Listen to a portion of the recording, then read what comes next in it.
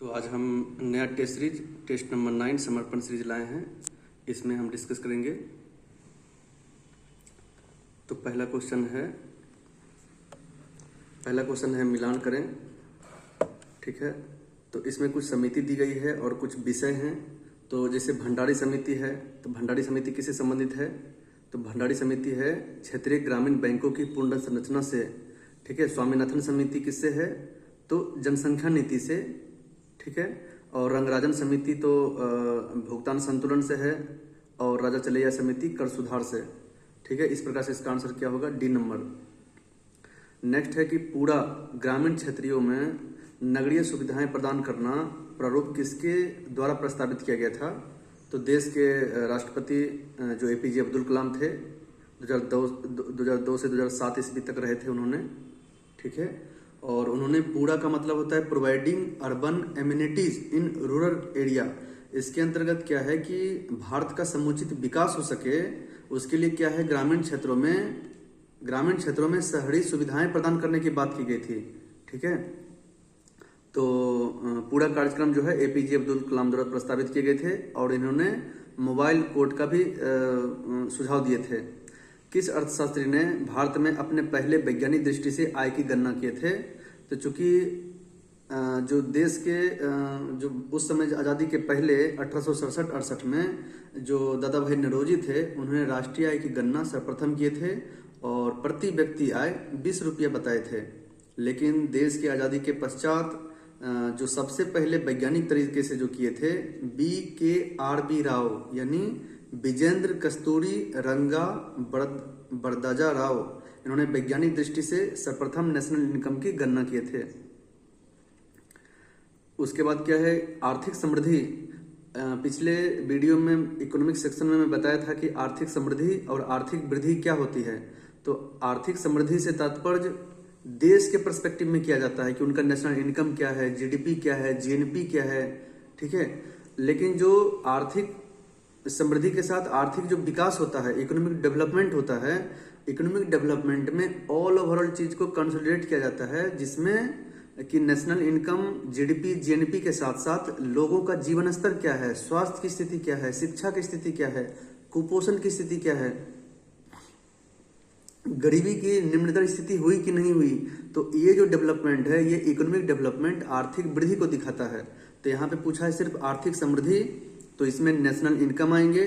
ठीक है, national income के साथ क्या आएंगे, ये पर कैपिटा इनकम आएंगे और जीडीपी आएंगे।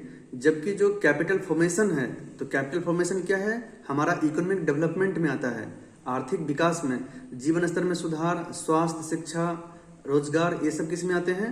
एम्प्लॉयमेंट, जीवन स्तर में सुधार में, ये आर्थिक वृद्धि में, आर्थिक विकास में। ठीक है, तो इसका आंसर 1, 3, 2 होगा। अब देखिए क्या है कि इसमें क्या कह रहा है कि मुद्रा संकुचन। अब मुद्रा संकुचन क्या है? तो मुद्रा संकुचन का मतलब ये होता है कि जब अर्थव्यवस्था में वस्तु और सेवाओं की आपूर्ति उनकी मांग से कम हो जाती है। ठीक है, यानी मुद्रा संकुचन का मतलब क्या हुआ कि कोई भी अर्थव्यवस्था में वस्तु और सेवाओं की जो आपूर्ति है, उसकी मांग की अपेक्षा उसकी मांग कम हो जाती है। मान लीजिए कि ज्यादा से ज्यादा प्रोडक्शन कर दिए, लेकिन मार्केट में उसका मांग है ही नहीं, तो क्या होगा, वो सरप्लस अमाउंट में गुड्स एंड प्रोडक्ट मार्केट में अवेलेबल होगा और खरीदने वाला कोई नहीं रहेगा। तो इससे क्या होगा, उसका मूल्य में गिरावट आएगा, और इस जो गिरावट है इसको डिफ्लेशन कहते हैं, अपस्फीति। ठीक है, अपस्फीति कहते हैं। तो इसलिए पूछा है कि इसमें कि डिफ्लेशन या मुद्रा संकुचन क्या है, कि जिसमें डिमांड कम हो जाए, मटेरियल ज्यादा से ज्यादा मार्केट में अवेलेबल हो। ठीक है, नेक्स्ट है जुर्मा घाटा। तो जो फिजिकल डिफिसिट है, राजकोष के घाटा और राजस्व घाटा, वो दोनों को जुर्मा घाटा कहा जाता है, क्योंकि ये एक दूसरे से जुड़े होते हैं। जहां राजकोष के घाटा सरकार का कुल व्यय और कुल जो प्राप्तियां हैं, जिसमें पूंजीगत व्यय भी शामिल है उसमें, तो कुल व्यय माइनस कुल प्राप्ति के बीच में अंतर होता है। ठीक है, उसे राजकोष के घाटा कहते हैं। और राजस्व घाटा क्या है, कि राजस्व घाटा क्या है कि जिसमें पूंजीगत व्यय को हटा दिया जाता है और सरकार व्यय माइनस राजस्व का प्राप्ति है। तो ये दोनों क्या है ना, जुर्मा आपस में घाटा कहा जाते हैं, क्योंकि एक दूसरे से संबंधित होते हैं। 7 नंबर में क्या है कि निम्नलिखित में से कौन सी नीति असंदिग्ध रूप से ब्याज दर बढ़ाने में काम आती है, यानी एप्रिसिएशन ऑफ करेंसी। ये क्वेश्चन बहुत ही इंपॉर्टेंट है कि संकुचनकारी जो मौद्रिक नीति होती है यह सकल राष्ट्रीय उत्पाद में कमी लाती है, ठीक है। और घरेलू मुद्रा का कुछ क्या होता है, उसमें अधिमूल्यन होता है। अगर संकुचनकारी मौद्रिक नीति रहेगा सपोज, तो संकुचनकारी क्या होगा कि कॉन्ट्रेक्चुअल, यानी हमारे जीडीपी में कमी लाएगा, हमारा घरेलू मुद्रा का अधिमूल्यन होगा। जबकि अगर मान लीजिए कि ये विस्तारवादी नीति आते हैं तो उसमें हमारा क्या होगा कि जीएनपी में वृद्धि होगा और घरेलू मुद्रा का अधिमूल्यन होता है, बढ़ता है। तो इसलिए इसमें पूछ रहा है 7 का, तो डी नंबर आंसर होगा। नेक्स्ट है 8th नंबर फिलिप्स कर्व। इसको पिछले वीडियो में भी बताए हैं डिटेल में कि फिलिप्स कर्व कैसे। तो फिलिप्स कर्व क्या है कि न्यूजीलैंड का एक अर्थशास्त्री थे डब्ल्यू फिलिप्स। इन्होंने क्या किए हैं कि मुद्रास्फीति और जो बेरोजगारी है, मुद्रास्फीति और गरीबी के बीच में, सॉरी ये यहाँ गलती से गरीबी लिख दिया, इसका आंसर बी होना चाहिए था, ठीक है। ये जो है ना, रेड कर देता हूं, ये गलत है, ठीक है। तो अब ठीक है। तो ओहो,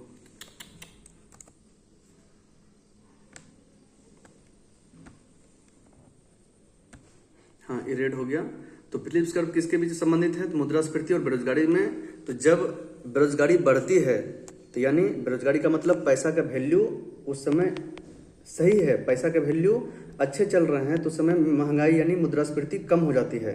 तो दोनों आपस में इन्वर्सली प्रोपोर्शनल है, व्युत्क्रमानुपाती है, ठीक है। नेक्स्ट है कि पूंजी खाते के घाटे में शामिल होते हैं। तो पूंजी खाते के जो घाटे होते हैं उसमें देश की जो वैश्विक आर्थिक भागीदारी को दर्शाता है उसमें, ठीक है। और दुनिया अपनी पूंजी वाली अर्थव्यवस्था को कितना विश्वसनीय मानती है, उसी तरह से पूंजी खाते के घटक में जो डायरेक्ट इन्वेस्टमेंट है, पोर्टफोलियो इन्वेस्टमेंट है, फॉरेन जो ऋण है, ठीक है, वो सब आते हैं। और विदेशी जो सहायता है, तो चारों घटक शामिल होते हैं इसमें। 5 ईयर प्लान जो है, जो 5 ईयर प्लान टोटल 11 चले और 12वें जब आने वाले थे तो देश के प्रधानमंत्री नरेंद्र मोदी ने अगस्त 2014 में लाल किला से भाषण देते हुए उन्हें खत्म करने की बात कही। और 1 जनवरी 2015 से नीति आयोग यानी थिंक टैंक के रूप में काम करती है या सहकारी संस्था के रूप में। और इनका जो काम करने का जो स्कोप है वह नीचे से ऊपर की डायरेक्शन में होता है, यानी ग्रामीण राज्य कुछ जो वैज्ञानिक दृष्टिकोण से जो थिंकर्स हैं उनको सुझाव लेकर करके सरकार तक पहुंचाई जाती है, यानी निचली से ऊपर लेवल तक का इनका प्रोसेस होता है। तो पंचवर्षीय योजना जो किस देश से लिया गया है, तो सोवियत संघ रसिया से। अब है कि बाजार कीमत पर एक्चुअली क्या है कि जो हमारा नेट नेशनल प्रोडक्ट होता है ना, वह बाजार कीमत और एक स्थिर बाजार कीमत और एक होता है मार्केट प्राइस हुआ ये, और एक होता है साधन लागत यानी फैक्टर कॉस्ट। तो फैक्टर कॉस्ट उसको बोलते हैं जब हमारा, जैसे कि मान लीजिए कि हम कोई माचिस बनाए, तो माचिस के लिए जो रॉ मटेरियल्स मान लीजिए कि 10 टका यूज हुआ, उसके बाद उसका प्रोसेसिंग में जो यूज हुआ, तो यानी जितना हमारा एक्चुअल खर्च हुआ वो हमारा फैक्टर कॉस्ट होता है, जिसमें भूमि लगा, मजदूरी लगा, पूंजी लगा, मशीन का उपयोग हुआ, ठीक है, तो वो मेरा फैक्टर कॉस्ट है। लेकिन उस फैक्टर कॉस्ट में हम अपना प्रॉफिट को जोड़ करके मार्केट में अगर सप्लाई करते हैं तो जब उस प्रोडक्ट के जो बिक्री होता है तो उसको मार्केट प्राइस पे बोला जाता है। इसलिए देखते होंगे कि जो मटेरियल पे लिखा रहता है MRP, मिनिमम रिटेलर प्राइस, ठीक है। इसमें क्या है कि बाजार कीमत पर शुद्ध राष्ट्रीय उत्पाद जो है, तो नेट नेशनल प्रोडक्ट जो मार्केट प्राइस पे है, तो नेट जो ग्रॉस डोमेस्टिक प्रोडक्ट में जो है ना, उसमें डिप्रिसिएशन को घटाया जाता है। डिप्रिसिएशन मतलब जैसे आज कोई कार खरीदा गया है 2025 में, तो 2030 तक क्या है, कहीं ना कहीं उनकी मशीन में घिसावट होगी, उनके टायर में घिसावट होगी, उनके परफॉर्मेंस में कमी आएगी। तो ये जो कमी आई है ना, इसको अर्थव्यवस्था में जोड़ा जाता है कि ऐसा नहीं कि कार इस समय अगर मान लीजिए 10 लाख रुपीज का है तो 2030 तक उसका प्राइस 10 लाख ही रहेगा। उसका धीरे धीरे स्थिति और उनकी जो डिप्रिसिएशन है, उनकी जो मशीन का जो उपयोग होते होते उनका परफॉर्मेंस डिमिनिश होती है, कम होती है, तो वही कार का कीमत 2030 तक 4 लाख 5 लाख में बिकेंगे। तो ये जो घटोतरी हुआ उसको अर्थव्यवस्था में कैलकुलेट किया जाता है, इसलिए उसी को मूल्यह्रास बोलते हैं। डिप्रिसिएशन यानी उनके मूल्यों में आगामी वर्ष होते होते कमी जो आती है। ठीक है, 12 नंबर क्या है कि 12 नंबर में कहते हैं कि इसका पुस्तक और राइटर का नाम है डॉक्टर राजेंद्र प्रसाद क्या लिखे हैं, इंडिया डिवाइडेड। रमेश चंद्र दत्त क्या लिखे हैं, economic history of India. Baden Powell क्या है, the land system of British India. ठीक है, इस प्रकार से इसका आंसर बी है। अब देखिए कि एक इकोनॉमिक सेक्शन में हम पढ़ाए हैं कि मिश्रित अर्थव्यवस्था। मिश्रित अर्थव्यवस्था वो अर्थव्यवस्था को कहते हैं कि जिसमें सरकार और पूंजीवादी जो पूंजीवादी यानी समाजवादी अर्थव्यवस्था और पूंजीवादी अर्थव्यवस्था का मिश्रण को ही मिश्रित अर्थव्यवस्था कहते हैं। तो पूंजीवादी क्या है, जिसमें क्या उत्पादन करना है, कितना उत्पादन करना है और किस चीज का उत्पादन करना है, उसकी जिम्मेदारी पूंजीपति लोग के हाथ में होती है, समाज से उसको कोई लेना देना नहीं है। लेकिन समाजवादी अर्थव्यवस्था में कितना प्रोडक्शन, क्या प्रोडक्शन और कितना अमाउंट में प्रोडक्शन करना है, तो वो सरकार की जिम्मेदारी होती है। बाजार पे उस पर कोई नियंत्रण नहीं होता है। तो दोनों को मिश्रण से क्या है कि देश की जो अर्थव्यवस्था है एक सुदृढ़ पटरी पे चलती है। अब भारत एक मिश्रित अर्थव्यवस्था वाली देश है। तो इसमें क्या है, इसमें कह रहा है कि इस अर्थव्यवस्था में केवल सरकार उत्पादन और वितरण का नियंत्रण करती है, इसके साथ साथ पूंजीवादी भी इसमें कंट्रोल करती है, इसलिए सिर्फ ये अकेला नहीं होगा। बी में कहता है कि बाजार उन्हीं वस्तु सेवाओं को सुलभ कराता है जिसमें अच्छा उत्पादन हो सकता है। ठीक है, और इस अर्थव्यवस्था में सरकार उन आवश्यक वस्तु और सेवाओं को सुलभ कराती है जिसे बाजार सुलभ कराने में विफल करती है। ठीक है, तो ये हो गया समाजवादी का और ये पूंजीवादी का। तो दोनों का मिश्रण से बी नंबर आंसर हो गया, 2 और 3। अब है कि 14th नंबर कि भारत में भू सुधार जो पद्धति था, तो भू सुधार पद्धति के लाने के उद्देश्य यही था कि कुछ पूंजीपति, कुछ जो साहूकार जमींदार थे, उनके पास जमीन का भरमार था, जमीन उनके पास बहुत थे, बट किसान रैयत के पास जमीन की किल्लत थी, कमी थी, जिससे असमानताएं हो रही थी। तो भारत में भू सुधार लाना बहुत ही इम्पोर्टेंट था, जिसमें बिहार में डॉक्टर श्री कृष्ण सिंह की अगुवाई में भूमि सुधार लाया गया था। ठीक है, जिसमें जमींदारी प्रथा को उन्मूलन भी किया था डॉक्टर श्री कृष्ण सिंह ने। लेकिन अगर भारत के लेवल पे देखें तो भारत ने भी कृषि में समानता लाने के लिए भूमि सुधार की आवश्यकता हुई। ठीक है, और उस जो कृषि है, जोत है, उसका स्वामित्व कृषि किसानों को दिया गया।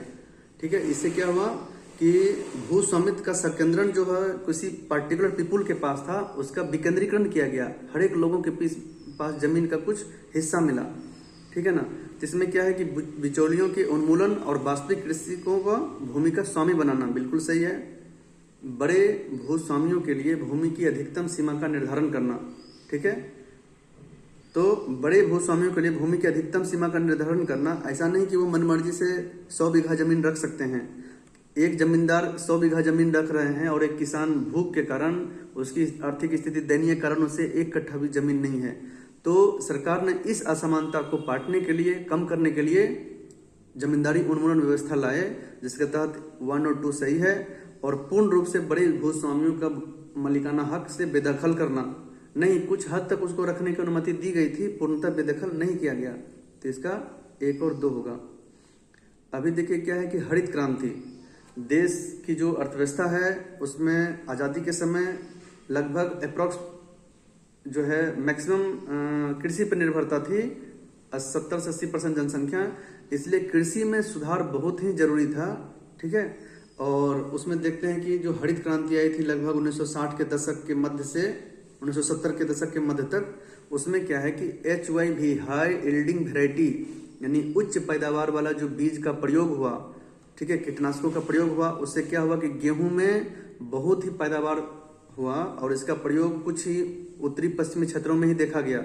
संपूर्ण भारत में इसका विस्तार नहीं हो पाया, जिसमें कि पंजाब था, आंध्र प्रदेश था, तमिलनाडु था, और ये कर्नाटक पश्चिम बंगाल में नहीं हुआ था उस समय। ये गलत है, सिर्फ उत्तरी पश्चिमी क्षेत्र, पंजाब, कुछ आंध्र प्रदेश, तमिलनाडु, ठीक है, और उत्तर प्रदेश का भी कुछ उत्तरी पश्चिमी क्षेत्र, हरियाणा, ये सब में हुआ था। हरित क्रांति पहले चरण में लेवल जो लाभ मिला था सिर्फ गेहूं पे, और जो द्वितीय चरण है जो 1970 के मध्य से 1980 के मध्य तक, वो कई राज्यों और कुछ विशेष फल के अलावा मतलब एक ज़्यादा फसल पे इसका प्रभाव देखने को मिला। इससे क्या हुआ कि भारत जो है अमेरिका पे जो निर्भरता था कृषि पे, वह आत्मनिर्भर होकर के आज भारत जो है आयात की आवश्यकता कम पड़ती है। इस प्रकार से इसका आंसर क्या है, 2 और 3। आयात प्रतिस्थापन नीति क्या है? तो आयात प्रतिस्थापन नीति है कि हम अपने घरेलू ही उत्पादन को बढ़ावा दें। ठीक है, आयात मतलब होता है किसी देश से किसी वस्तु को मंगाना, तो किसी दूसरे वस्तु से मंगाने से अपेक्षा और बढ़िया उपाय ये है कि हम अपने स्वदेशी रूप से और टेक्नोलॉजी इनोवेशन, ठीक है, सब्सिडी ग्रांट्स के माध्यम से सरकार क्या करे, डोमेस्टिक लेवल पर ही प्रोडक्शन को आगे बढ़ाया जाए। इसलिए भारत सरकार ने जो इस बार जो बजट पेश किए हैं उसमें एमएसएमई को एक सेकंड इंजन के रूप में देखा गया है, जिसमें निवेश में 2.5 गुना की वृद्धि, उनका जो डेफिनेशन था, निवेश में 2.5 गुना की वृद्धि किया गया और टर्नओवर में 2 गुना की वृद्धि किया गया। ठीक है, तो उससे क्या हुआ कि जो एमएसएमई सेक्टर्स थे वो स्व उत्पादन और स्टार्टअप्स का संख्या बढ़ा, और आयात के बदले घरेलू उत्पादन, यानी घरेलू उत्पादन के द्वारा घरेलू बाजार में वस्तु की पूर्ति हुई। और इसके साथ साथ न सिर्फ केवल घरेलू की पूर्ति हुई, बाकी सरप्लस होने पर यह निर्यात की भी संभावना बढ़ी और निर्यात भी हुई है। ठीक है, इस प्रकार से इसका आंसर ए है। नाबार्ड क्या है? NABARD, national agriculture board of rural development. तो एक्चुअली क्या था, नाबार्ड की आवश्यकता क्यों पड़ी? क्योंकि स्वतंत्रता के पहले देखे होंगे जितना भी किसान आंदोलन हुए, मजदूर आंदोलन हुए, कहीं न कहीं साहूकार जमींदार पैसा दे करके उससे उच्च ब्याज वसूलते थे और उनको ऋण जाल में फंसा करके उनको ग्रसित करते थे, जिससे उनकी जो आर्थिक उत्थान है, ग्रामीण उत्थान है, वो रुक जाते थे। इसलिए भारत सरकार ने शिवरमन कमेटी की सिफारिश पर 1982 में राष्ट्रीय कृषि ग्रामीण विकास बैंक का स्थापना किया गया। ठीक है, और यह क्या करते हैं कि यह एक सामाजिक बैंकिंग के रूप में आरंभ हुआ, और यह क्या करते हैं कि ग्रामीण शाख यानी गांव के लेवल पे वित्त व्यवस्था उपलब्ध कराती है। कृषकों को साहूकारों और जमींदारों से जो ऋण जाल में फंसा रहे थे उसे वंचित करा करके इसे एक लीगल तरीके से, ठीक है, वित्त मुहैया कराते हैं।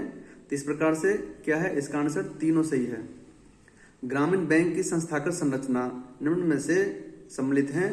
तो ग्रामीण बैंक जिसका स्थापना 1975 में हुआ था, 2 अक्टूबर 1975 में। ठीक है, और उस समय स्थापना कितना था, उस समय 2 अक्टूबर 1975 के समय 5 ग्रामीण बैंक की स्थापना हुई थी, लेकिन केलकर समिति की सिफारिश पर 1987 में बंद करा दिया गया।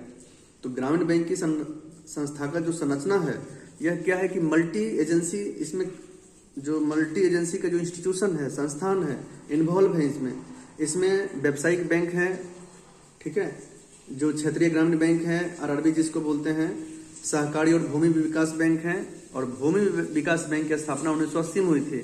ये सब क्या है, बहु एजेंसी संस्थान जो ग्रामीण बैंक की संस्थागत संरचना के अंदर आती है। इसमें आंसर डी होगा, चारों हो जाएगा इसमें। अब है नेक्स्ट 19 नंबर में कि जब लोग संक्रमण कर रहे होते हैं तो उसके बीच में बेरोजगारी की संरचनात्मक बेरोजगारी कहते हैं। बिल्कुल सही है। संरचनात्मक बेरोजगारी, कंस्ट्रक्शनल बेरोजगारी जो है ना, वह बेरोजगारी को बोलते हैं।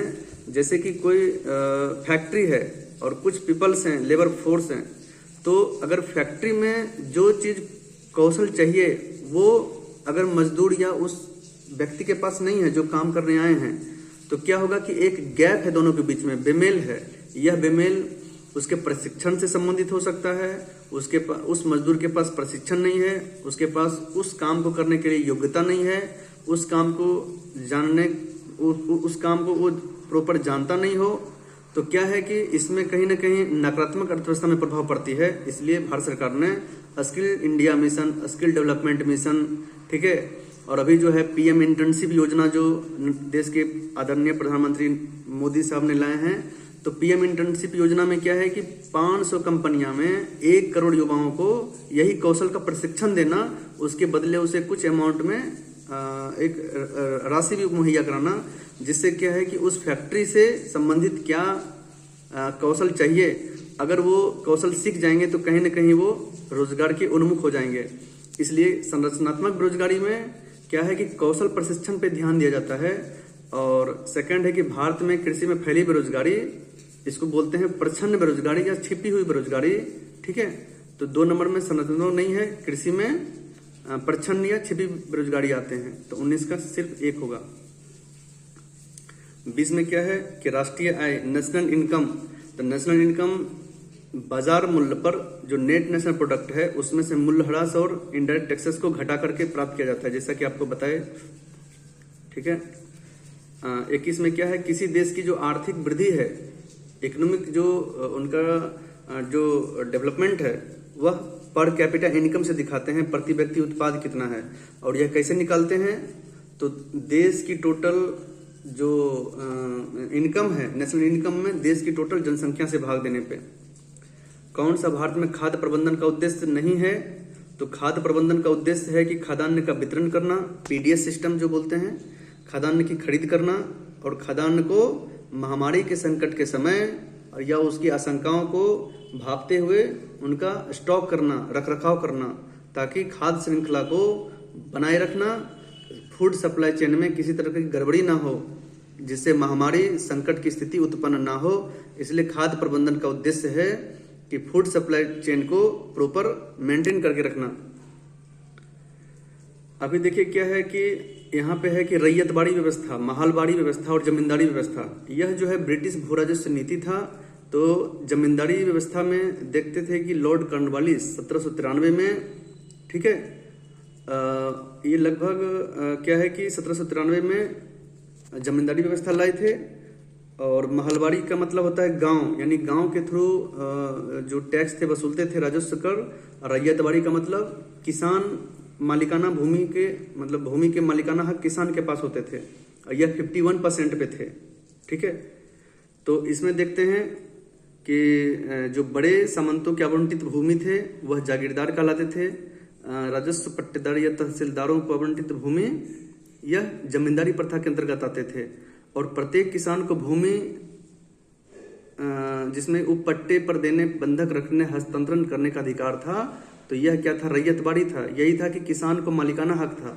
इस प्रकार से देखेंगे तो 23 का बी हो जाएगा। किस पंचवर्षीय योजना में कृषि पर नकारात्मक प्रभाव पड़ा, तो थर्ड यानी तीसरा पंचवर्षीय योजना में कृषि पर नकारात्मक प्रभाव पड़ा। क्यों, क्योंकि उस समय मतलब उत्पादन में कमी आई थी। ठीक है, और -0.1% दर्ज की गई थी वृद्धि। अब देखते हैं 25 में क्या है कि इसमें पूछ रहा है, असत्य कथन पूछ रहा है। तो जो ब्याज दर आरबीआई अपने लॉन्ग टर्म के लिए देती है ना, तो उसको बैंक रेट बोलते हैं। यहाँ रेपो रेट दिया है, गलत दिया है। बैंक रेट वो रेट होता है जिसमें आरबीआई अपने ग्राहक में कोई सरकारी कंपनी हो सकती है, बैंक हो सकते हैं, वित्तीय संस्थान हो सकते हैं, उसको लॉन्ग टर्म के लिए अगर ऋण दे तो उसको बैंक रेट बोलते हैं। और रेपो रेट किसको बोलते हैं, कि वह रेट यानी वह ब्याज दर जिस पर आरबीआई अपने ग्राहक को शॉर्ट टर्म के लिए देते हैं। तो रेपो रेट शॉर्ट टर्म के लिए और बैंक रेट एक जो होते हैं लॉन्ग टर्म के लिए होता है। तो दोनों अपोजिट लिखा है, इसलिए इसका आंसर सी होगा। अब देखिए 26 क्षेत्रीय ग्रामीण बैंक, जैसा कि ऊपर हम डिस्कस किए। तो जो क्षेत्रीय ग्रामीण बैंक है यह वित्तीय साख मुहैया कराता है कृषकों को। ठीक है, तो आरआरबी की स्थापना, रीजनल रूरल बैंक की स्थापना 2 अक्टूबर 1975 को हुआ था। यहाँ 85 लिखा है जो गलत है। 2 अक्टूबर 1975 को आरआरबी की स्थापना हुई और उस समय संख्या कितनी थी, 5 थी। बिल्कुल सही, सॉरी ये 75 होता तब ये सही होता। और आरआरबी के लिए भारत सरकार का 50% योगदान होता है टोटल अमाउंट में, राज्य सरकार का 15% और जो खोलते हैं एजेंसियां उनके पास 35%। तो ये रेशियो सही है। विजय केलकर समिति की सिफारिश पर वर्ष 1987 में नए ग्रामीण बैंक की स्थापना बंद कर दी। यहाँ पे 97 लिखा है जो गलत है, 87 होगा यहाँ पे। 27 क्या है कि बैंक रेट में वृद्धि, यहाँ असत्य पूछ रहा है। तो बैंक रेट में सामान्य वृद्धि इस बात का संकेत होता है कि केंद्रीय बैंक अपनी मुद्रा नीति का अनुसरण कर रहा है। बिल्कुल सही, भारतीय अर्थव्यवस्था में खुला बाजार प्रचलन का संबंध आरबीआई द्वारा सरकारी प्रतिभूतियों को क्रय विक्रय से है। ठीक है, तो 27 का क्या है, बी नंबर सही है, बी दो सही है, तो इसलिए दोनों सही है। कौन सी विधि साख नियंत्रण की गुणात्मक यानी क्वालिटेटिव विधि के अंतर्गत नहीं आता है? तो क्वालिटेटिव विधि के अंतर्गत जो है ना, यह जो खुले बाजार की प्रक्रिया नहीं आती है। अब देखते हैं कि खुले बाजार की प्रक्रिया है क्या। तो खुले बाजार की प्रक्रिया से अर्थ यह होता है कि केंद्रीय बैंक द्वारा खुले बाजार में सरकारी प्रतिभूति का क्रय विक्रय करती है। अगर सरकारी प्रतिभूति का मतलब पब्लिक से क्रय कराता है तो उससे क्या है कि अमाउंट सरप्लस होती है, अमाउंट का वृद्धि होता है। अब विक्रय करने से कमी आती है। ठीक है, और यह जो प्रतिभूति का क्रय विक्रय होता है ना, नागरिक और वाणिज्यिक बैंक के थ्रू करवाता है। तो इसलिए खुले बाजार की प्रक्रिया जो है ना, वह परिमाणात्मक में आता है, अमाउंट सिस्टम में आता है, ना कि क्वालिटेटिव में। क्वालिटेटिव में नैतिक सलाह, सारण की राशनिंग और सीमा अनिवार्यता आते हैं। अभी देखिए प्रभावी राजस्व घाटा, हम इकोनॉमिक सेक्शन में डिस्कस किए हैं कि प्रभावी राजस्व घाटा, प्राथमिक राजस्व घाटा, राजकोष के घाटा क्या है। फिर भी हम शॉर्ट में बताते हैं कि प्रभावी राजस्व घाटा, ठीक है, इसमें क्या होते हैं कि ग्रांट से संबंधित होते हैं।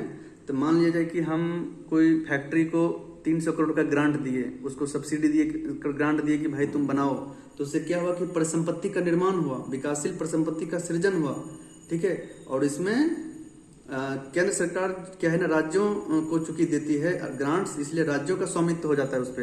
तो इसमें क्या है कि प्रभावी राजस्व घाटा की जो अवधारणा था, ठीक है, इफेक्टिव रेवेन्यू डेफिसिट, वह वर्ष 2011-12 में संघीय बजट में पहली बार इस्तेमाल हुआ। और इस घाटे में वे व्यय शामिल होते हैं जिसमें ग्रांट्स के रूप में दिया जाता है। तो ध्यान रखिए कि इफेक्टिव राजस्व घाटा में ग्रांट का होना आवश्यक है। ऐसे विकासशील परिसंपत्ति का सृजन होता है और इस पे राज्य सरकार का नियंत्रण होता है, स्वामित्व होता है। ओके, 30 में देखते हैं, इसमें ये अच्छा क्वेश्चन है, चारों एक जगह आ गया है। तो 30 में है कि मिलान करना है। तो इसमें क्या है कि राजकोष के घाटा किससे होगा, तो राजकोष के घाटा का संबंध होगा ऋणदाताओं को घटा करके कुल प्राप्ति की तुलना में कुल व्यय की कितनी अधिकता है। बिल्कुल सही है। बजट घाटा में क्या है कि राजस्व प्राप्ति की तुलना में जो राजस्व व्यय हुआ है, तो 2 का कितना होगा, पी नंबर, कुल प्राप्ति की तुलना में कुल व्यय कितना अधिक है। इस प्रकार से आप मिलाएंगे ना, तो इसका आंसर ए होगा। ये अच्छा क्वेश्चन है। ब्रेटन वुड्स सम्मेलन, अभी देखिए क्या है कि ब्रेटन वुड्स सम्मेलन एक्चुअली क्या हुआ था कि संयुक्त राष्ट्र संघ की स्थापना जब हो रही थी ना, उसी की प्रक्रिया में यूनाइटेड स्टेट्स अमेरिका हो और ब्रिटेन और इसके साथ 42 कंट्री, यानी 42 प्लस ब्रिटेन प्लस अमेरिका, यानी 44 जो प्रतिनिधि थे अमेरिका के न्यू हैम्परशायर स्थित जो एक जगह है जिसमें ब्रेटन वुड्स सम्मेलन हुआ जुलाई 1944 में। और उसका उद्देश्य था कि एक इंटीग्रेटेड मॉनिटरिंग सिस्टम को क्रियान्वित किया जाए। ठीक है, इसी के तहत IMF और वर्ल्ड बैंक की स्थापना हुई, इसलिए इस दोनों को जुर्मा कहा जाता है। अब आरबीआई क्या है कि बैंकों का बैंक है, मौद्रिक नीति बनाती है हर एक 2 महीने में। और इस मौद्रिक नीति में मुद्रास्फीति, मुद्रा अपस्फीति, ठीक है, इन्फ्लेशन, डिफ्लेशन, ये सबको कंट्रोल करती है। और एक साल में 6 बार मौद्रिक नीति लागू होती है। अंतर्राष्ट्रीय मुद्रा कोष के सिलसिले में सरकार के एजेंट के रूप में काम करती है। बिल्कुल सही। इंटरनेशनल मॉनेटरी फंड के सिलसिले में वह भारत सरकार के ऋण दान कार्यक्रम को संचालित करती है। अगर सरकार को ऋण की जरूरत पड़ता है तो आरबीआई उन्हें मुहैया भी कराती है। तो चारों सही है। इसमें कह रहा है कि मुद्रा आपूर्ति में वृद्धि होगी। तो अभी जैसा बताएं कि केंद्रीय बैंक द्वारा लोगों से सरकारी प्रतिभूति अगर क्रय कराएंगे, खरीदवाएंगे, तो उससे क्या होगा, उनकी जो मनी सप्लाई चेन है उनमें वृद्धि होगी। अगर वही बिक्री करना शुरू कर देगा पब्लिक, तो उसमें क्या होगा, कमी हो जाएगा, क्योंकि सरकार से वो फिर पैसा ले लेगी ना, तो कमी होगी ना सरकार के जो रेवेन्यू है।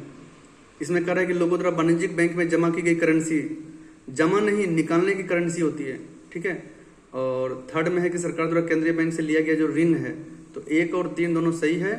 और यहाँ कह रहा है कि केंद्रीय बैंक द्वारा लोगों को सरकारी प्रतिभूति का विक्रय, अगर विक्रय कर देगा तो क्या होगा, गवर्नमेंट से फिर से पैसा ले लिया पब्लिक ने। ऐसा नहीं, अगर क्रय करते हैं, खरीदते हैं, तो क्या है, खरीदने के एवज में हम पैसा पेमेंट करते हैं गवर्नमेंट को, इससे क्या होगी, उनकी प्रतिभूति बढ़ती है, उसकी मुद्रा आपूर्ति वृद्धि होगी। तो इसलिए इसका आंसर 1 और 3 होगा।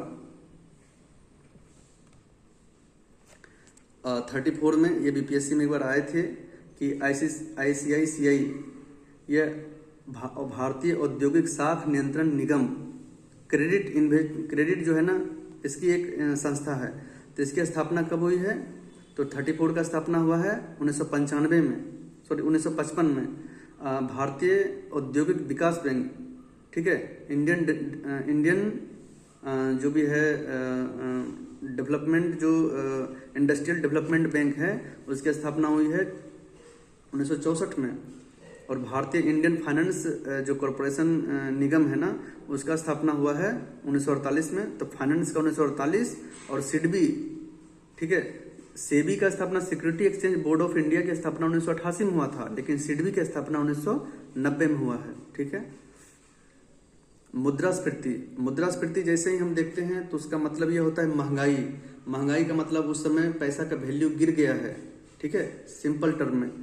तो मुद्रास्फीति यानी महंगाई कब आती है, तो अपेक्षाकृत कम आपूर्ति और उपभोक्ताओं के बाद निम्न क्रय शक्ति, बिल्कुल गलत है। महंगाई कब आती है, जब पैसे वाले लोग क्या करते हैं कि जो सामान है उससे कुछ ज्यादा पैसा दे करके उसको परचेज कर लेते हैं, खरीद लेते हैं।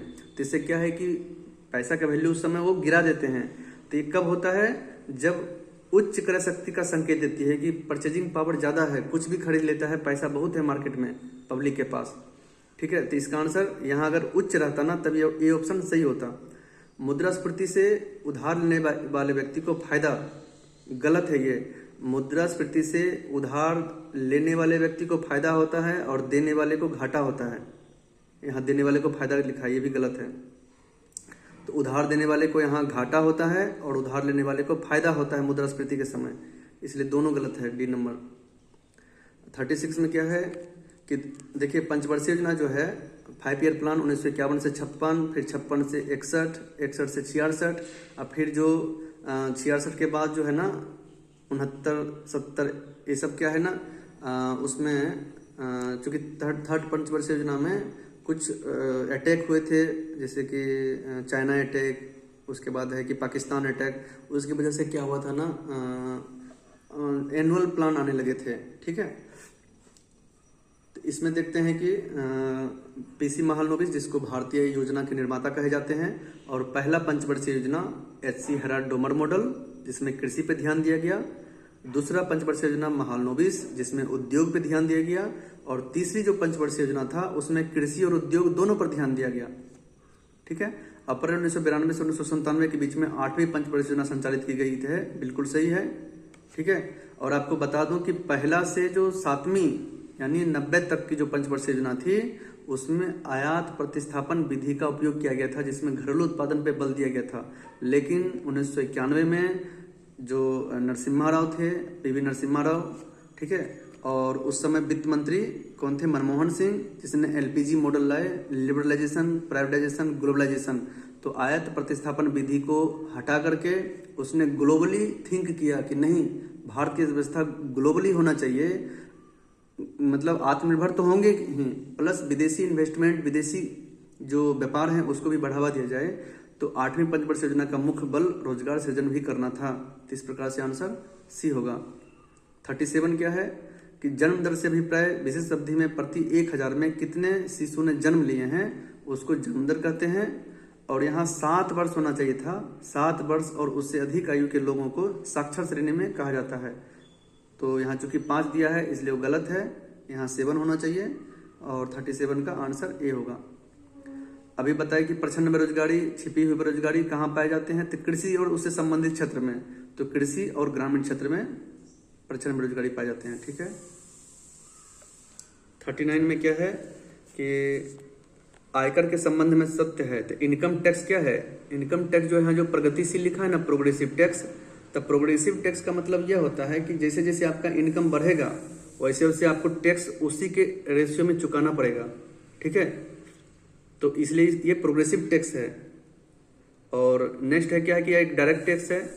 और सरकार द्वारा एकत्र किया जाता है, एक गलत लिखा है राज्य सरकार, यह केंद्र सरकार द्वारा एकत्र किया जाता है आर्टिकल 270 के तहत, ठीक है। और भारत सरकार क्या करती है, आर्टिकल 270 के तहत आरोपित करती है और इसको संग्रहित भी करती है, और जो रेवेन्यू प्राप्त होता है उसमें राज्यों को वितरित करती है।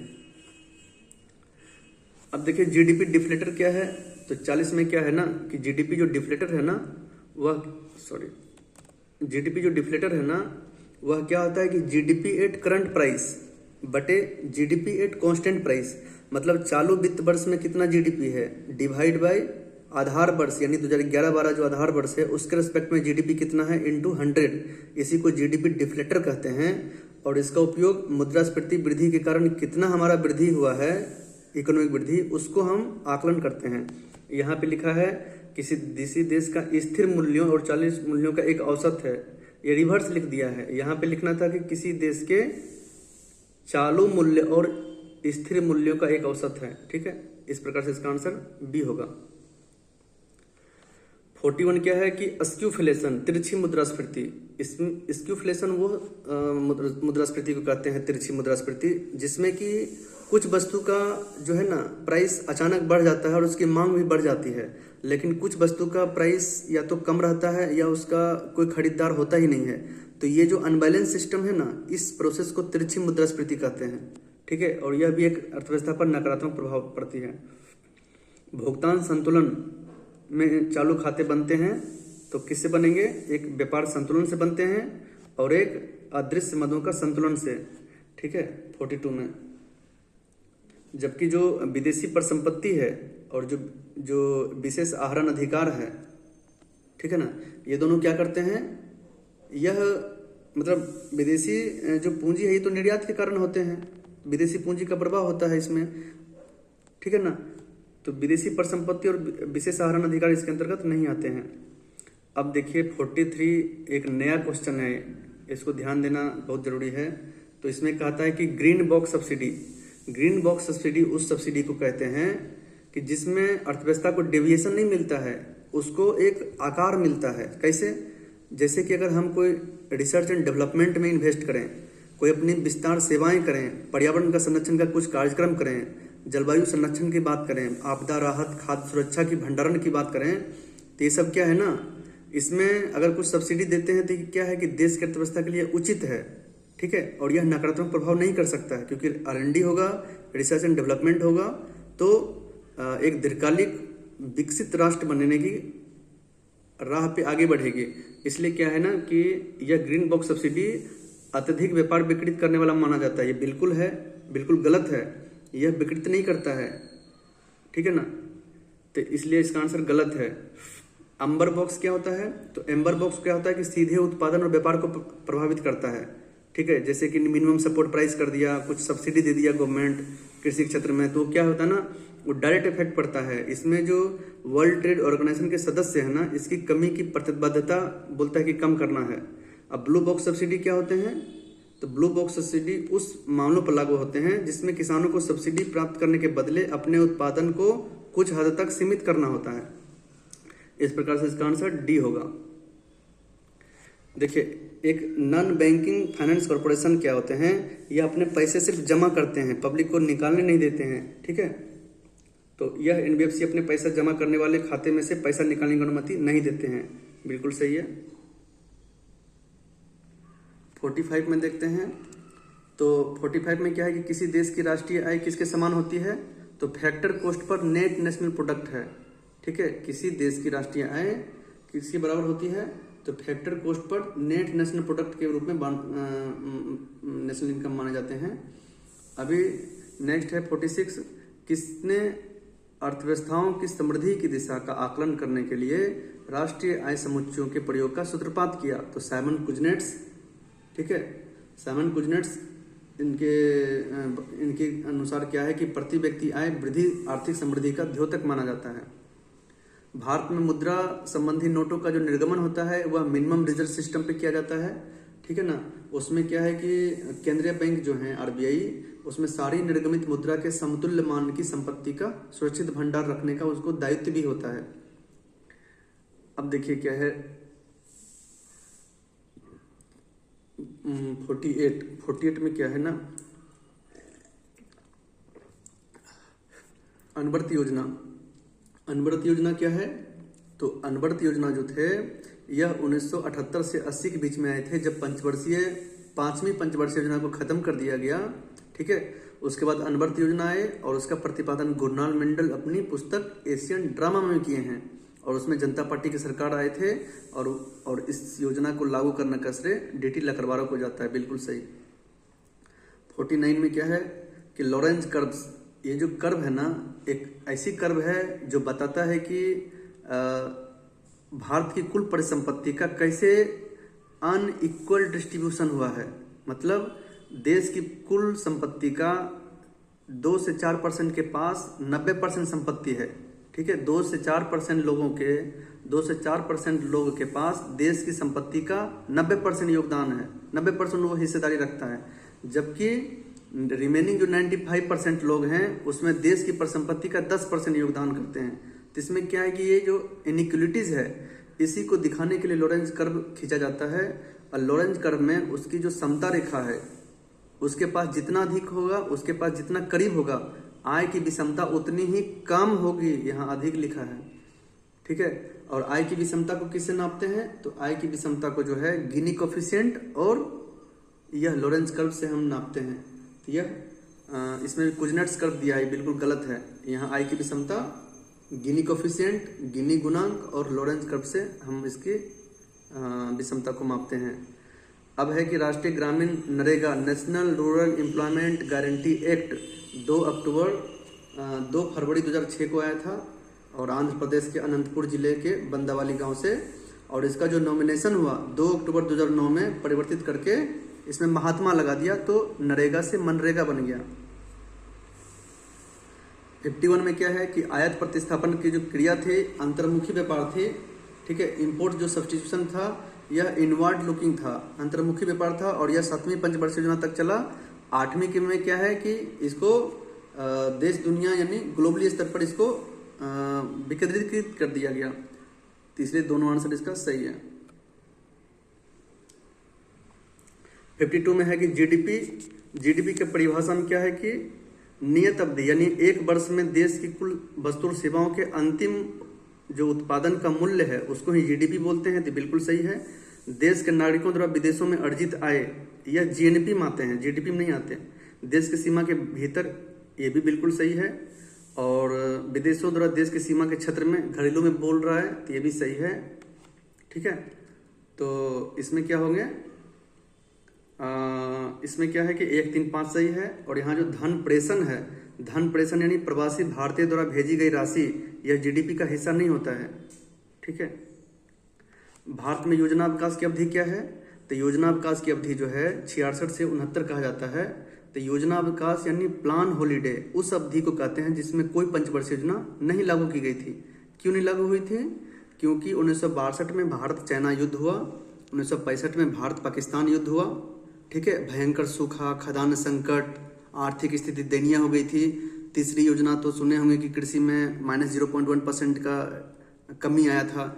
इस वजह से क्या हुआ कि एनुअल प्लान चलाया गया, 3 वार्षिक योजना, जिसमें 1966 से 67, 66 से 68 और 68 से 69, फिर उसके बाद चौथी पंचवर्षीय योजना 1969 से फिर 74 आई थी। त्रिक्षेत्रीय अर्थव्यवस्था में राष्ट्रीय आय की गणना निम्न में से कौन सा मद शामिल नहीं किया जाता है? तो त्रिक्षेत्रीय अर्थव्यवस्था वो होता है जिसमें 3 क्षेत्र होते हैं, जिसमें हाउस होल्ड हो गया, घर परिवार, उद्योग, निजी क्षेत्र, सरकार। ठीक है, तो घर परिवार हुआ, उद्योग या निजी क्षेत्र हुआ और सरकार हुआ। तो इसमें शुद्ध निर्यात नहीं होते हैं। ठीक है, और इसकी जो गणना है ना, कंजप्शन विधि, इन्वेस्टमेंट विधि और गवर्नमेंट का एक्सपेंडिचर विधि से निकालते हैं। बाजार मूल्य पर निवल राष्ट्रीय उत्पाद को ये तो बताइए थे कि अप्रत्यक्ष कर सब्सिडी को घटा दीजिए। 56 क्या है कि राष्ट्रीय, इसमें असत्य पूछ रहा है, तो राष्ट्रीय आय का आशय नेट नेशनल प्रोडक्ट से है, बिल्कुल सही। और इसका जो अध्यक्षता है पीसी महालनोबिस ने किए थे। ठीक है, दोनों सही है। 56 क्या है कि राष्ट्रीय आय का आशय क्या है कि ये दोनों क्वेश्चन एक ही था। 57 में क्या है कि एक अवधारणा के रूप में पूंजी निर्माण की बेहतर व्याख्या, तो इसमें क्या है, देश के लोगों में ज्ञान हो। क्योंकि क्या है ना कि ह्यूमन जो कैपिटलिज्म होता है, यानी जो आर्थिक क्या होता है ना, कैपिटल फॉर्मेशन होता है, तो वो ना सिर्फ हमारा भौतिक संसाधन जैसे मशीन है, भवन है, उपकरण के संचय से हो, बल्कि बताए थे कि आपको इकोनॉमिक डेवलपमेंट में हमारे समाज के शिक्षा, स्वास्थ्य, रोजगार, ये सब पे भी ध्यान दिया जाता है, ज्ञान। तो उसमें क्या है, लोगों को ज्ञान हो, कौशल स्तर हो, क्षमता में वृद्धि हो, तो उसी को कैपिटल फॉर्मेशन में बेहतर व्याख्या दी जाती है। तो इसका आंसर 4 नंबर होगा सिर्फ। अभी है 58 है, किसी अर्थव्यवस्था में वस्तु और सेवाओं के उत्पादन के लिए आवश्यक क्या है, कि 4 चीज आवश्यक है, भौतिक पूंजी, लैंड, लेबर और एंटरप्रेन्योरशिप। तो चारों जरूरी है। 59 में क्या है कि मिश्रित अर्थव्यवस्था में नहीं आते हैं। तो मिश्रित में क्या है, पब्लिक और प्राइवेट यानी निजी और सार्वजनिक दोनों की भागीदारी होती है, सरकार द्वारा नियोजन की भूमिका होती है और सामाजिक न्याय को बढ़ावा देने का प्रयास किया जाता है। अर्थव्यवस्था में प्रतिस्पर्धा का अभाव, चूंकि निजी भागीदारी है तो अर्थव्यवस्था में प्रतिस्पर्धा का और होती है, ज्यादा होती है। निजी चूंकि भागीदारी होने से अर्थव्यवस्था में एक कंपटीशन आ जाता है, अभाव नहीं रहता है। ठीक है। The general theory of employment, interest and money किसने लिखा है, तो जेएम किन्स ने लिखे हैं 1936 में। ठीक है ना। और इसने उदारीकरण की बात किए थे। 61 में क्या है कि 1991 में भारत सरकार ने शुरू किया, उदारीकरण का उद्देश्य नहीं था, तो लिबरल करना है। लिबरल करना का मतलब है कि औद्योगिक लाइसेंस को घटाना है, निजी क्षेत्र को बढ़ाना है। ठीक है। एलपीजी जो मॉडल आए थे और उसमें आयात प्रतिस्थापन निधि को कम करना है। ये तो 7वीं पंचवर्षीय योजना तक ही वैलिड था, 8वीं के बाद ये एलपीजी मॉडल पे काम करना शुरू किया है। 62 में क्या है कि 1991 की नई आर्थिक नीति के तहत वित्तीय क्षेत्र में सुधार के बारे में, तो इसका कथन कौन सा होगा, तीनों सही है। ठीक है। 74% एफडीआई फॉरेन डायरेक्ट इन्वेस्टमेंट की अनुमति दी गई जो प्राइवेट सेक्टर्स हैं। ठीक है। अब ब्याज दर को धीरे धीरे नियंत्रण मुक्त किया गया। 63 में क्या है कि 1991 में जो LPG model, liberalisation, privatisation, globalisation, उसमें क्या था, उसके आने का कारण यही था कि देश की जो अर्थव्यवस्था थी ना बहुत चरमरा गई थी। उसमें भुगतान संतुलन में संकट आया था। विदेशी मुद्रा भंडार जो है अभी हमारा लगभग कितना है, $700 बिलियन के करीब है, बट उस समय बहुत ही कम हो गया था। एक सप्ताह भी भारत का अर्थव्यवस्था को चलाने के लिए पैसे नहीं थे। ठीक है। उच्च मुद्रास्फीति मतलब हाई महंगाई आ गया था, अंतर्राष्ट्रीय फाइनेंस का दबाव आ रहा था, इसलिए ये एलपीजी मॉडल को लाया गया था। इसलिए भारत के प्रधानमंत्री मनमोहन सिंह को आर्थिक उदारीकरण का पिता भी कहे जाते हैं। 64 में यही है कि लिबरल का मतलब क्या है, कि लिबरल का मतलब होता है कि उद्योग पर से सरकारी नियंत्रण कम करना। जो सरकारी का जो नौकरशाही व्यवस्था है थोड़ा लिबरल करो। निजीकरण का मतलब होता है कि सार्वजनिक क्षेत्र में उपक्रम में इन्वेस्टमेंट को कम करना, डिसइन्वेस्टमेंट करो। अब भूमंडलीकरण, ग्लोबलाइजेशन मतलब विदेशी फर्मों का एंट्री कराओ, विदेशी फर्मों का प्रवेश कराइए। तो 2, 3, 1। 65 क्या है कि इसमें क्या है, उदारीकरण नीति कई उद्योगों के लिए लाइसेंसिंग व्यवस्था को हटा दिया गया और नौकरशाही विलंबता को कम किया गया। बिल्कुल दोनों सही। 66 क्या है कि 1991 के वित्तीय उदारीकरण की किस समिति की सिफारिश पर प्रभावित किया, तो पीवीसी नरसिम्हन समिति। बिल्कुल सही है। भुगतान संतुलन संकट का सामना कर रहे देशों के लिए अंतिम उपाय की ऋणदाता के रूप में कौन काम करते हैं, तो आईएमएफ, और ये शॉर्ट टर्म के लिए लोन देती है, जबकि विश्व बैंक दीर्घकालीन लोन देते हैं। विश्व बैंक के संबंध में क्या है कि यह मुख्य रूप से वित्तीय संकट से जूझ रहे देशों को अल्पकालिक नहीं, ये दीर्घकालिक ऋण देते हैं। यह आईबीआरडी और आईडीए दोनों का शामिल है। बिल्कुल सही। और यह प्राथमिक बुनियादी ढांचे और दीर्घकालिक विकास पर ऋण देती है। बिल्कुल सही है। अब 69 देखते हैं कि WTO, वर्ल्ड ट्रेड ऑर्गेनाइजेशन, 1995 जिसका स्थापना हुआ, और यह GATT, general agreement trade and tariff का स्थान लिया है। बिल्कुल सही। और general agreement trade and tariff के पास व्यापार विवादों को सुलझाने के लिए संस्थागत ढांचे और कानूनी अधिकार नहीं थे। ठीक है, ये बिल्कुल सही है। और लास्ट क्वेश्चन आज का 70, फिर कल डिस्कस करेंगे। तो इसमें क्या होता है कि निम्नलिखित में से कौन से समझौते विश्व व्यापार संगठन के ढांचे के अंतर्गत हैं, तो कृषि समझौता है। वर्ल्ड ट्रेड ऑर्गेनाइजेशन के जो स्ट्रक्चर हैं उसके अंतर्गत है कृषि समझौता, AOI, AOA इंटेलेक्चुअल प्रॉपर्टी है, सेवाओं के व्यापार और सामान्य समझौते जलवायु परिवर्तन पर पेरिस समझौता। ठीक है, तो इस प्रकार से इसका आंसर सिर्फ 3 है, क्योंकि पेरिस समझौता क्या है ना